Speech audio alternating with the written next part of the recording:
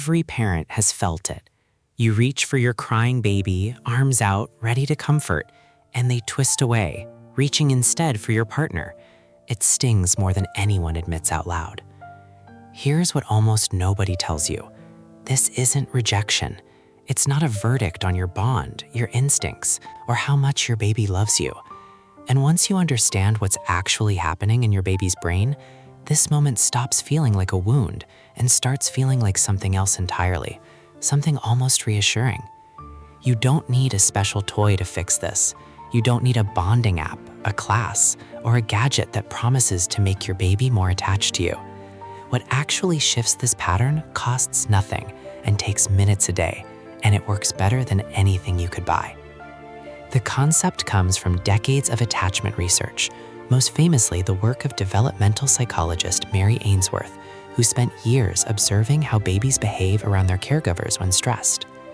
Her findings, and the field they launched, describe something called an attachment hierarchy. In plain terms, babies aren't choosing a favorite parent. They're building a small, ranked list in their brain of who reliably shows up when things feel scary, uncomfortable, or uncertain. And right now, for reasons that have nothing to do with love, one person is sitting at the top of that list. If you're the parent getting turned away from, this isn't because you're doing something wrong. It's not because you don't care. It's because no one ever explained how this system actually works, or how fast it can shift. Picture this. It's 2 a.m. and a 9-month-old is crying in her crib.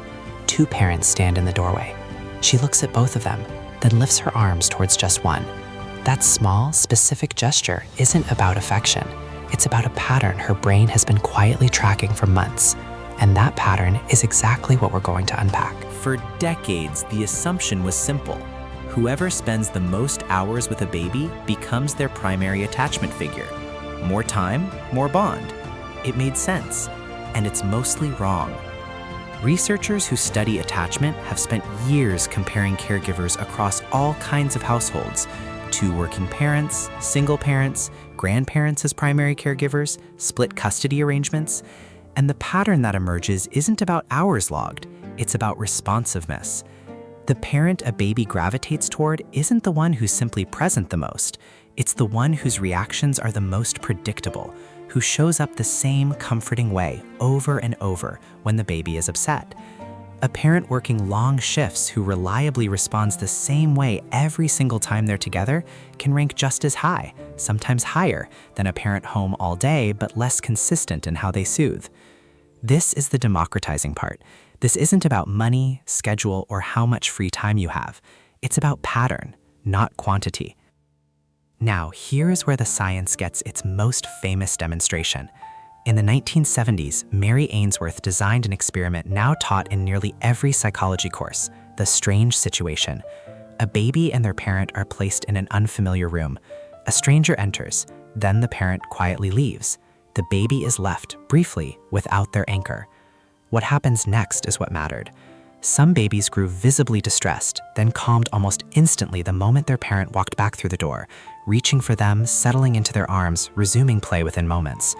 Others took longer to settle, or seemed strangely unbothered, or clung and resisted comfort at the same time. Ainsworth wasn't testing which parent the baby loved more. She was watching something much more specific: whether the baby had learned, through repetition, that this particular person was a safe place to fall apart.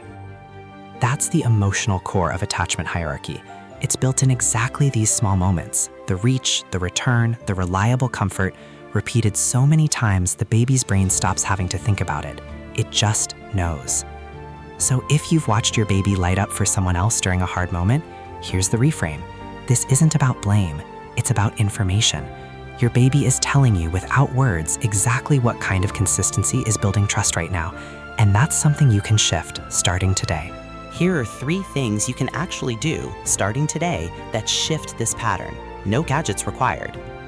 First, be the predictable responder during distress, not just the fun one. Attachment isn't built during playtime. It's built in the hard 60 seconds after a fall, a scare, or a meltdown. Next time your baby is upset, don't wait for your partner to step in. Move first and respond the same calm way every time. Something as simple as saying in the same soft tone every time, I've got you, I'm right here, teaches your baby's brain that you are a safe place to land.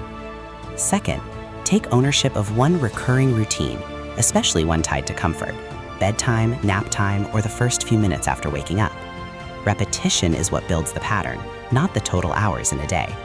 If you handle bedtime, keep the sequence identical each night. Same order, same words, same rhythm. Saying, okay, bath, then books, then bed, just like always, gives your baby's brain the predictability it's tracking. Third, narrate your return. When you've been away, work, errands, even another room, greet your baby the same reassuring way every single time you come back. A simple, consistent, "There you are, I missed you, let's go play," teaches their brain that your presence is dependable, not random. If you're reading this feeling like you've already fallen behind, you haven't. Attachment hierarchies aren't fixed at birth, and they're not permanent. Babies update this ranking constantly based on new patterns, which means it's never too late to shift where you sit on that list. This isn't about a grand gesture, it's about tiny, repeated moments. And here's the part worth sitting with. There's no bonding app, no connection toy, no class that can do this for you. Technology can't replicate consistency in the moment your baby is scared. Only you, showing up the same reassuring way again and again, can build that. That's not a marketing claim, it's the actual mechanism researchers have identified. The free thing is the effective thing. There's no app that can hold your baby at 2 a.m. There's no toy that can say, "I'm right here," in the same steady voice, night after night. The thing that actually builds this bond was never for sale. It was you, showing up the same way, over and over. And the fact that you're here, watching a video like this instead of scrolling past, that already tells you something about the kind of parent you are. You're paying attention. You're asking why, instead of just accepting the sting and moving on. That curiosity is the whole game. So if there's one thing to carry with you, it's this. Your baby isn't choosing a favorite. They're tracking who's predictable when things feel hard, and that ranking can shift, starting with your very next response to a cry.